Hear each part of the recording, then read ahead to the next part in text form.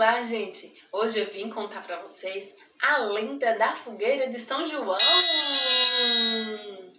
Contam que antigamente Maria e Isabel eram muito amigas, por isso elas sempre se visitavam. Um dia, Isabel foi até a casa de Maria e aproveitou para lhe contar que logo seu filho nasceria e que se chamaria João Batista. Maria então perguntou para Isabel: como eu vou saber que o bebê nasceu?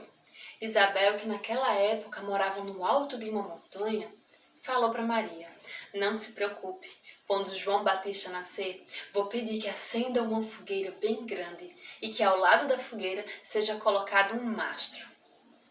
E não demorou muito para que Isabel cumprisse a sua promessa.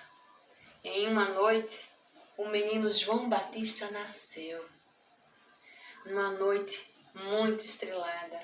E como havia prometido, Isabel pediu para que fosse acesa uma fogueira bem grande em homenagem a João Batista e que ao lado da fogueira fosse colocado um mastro.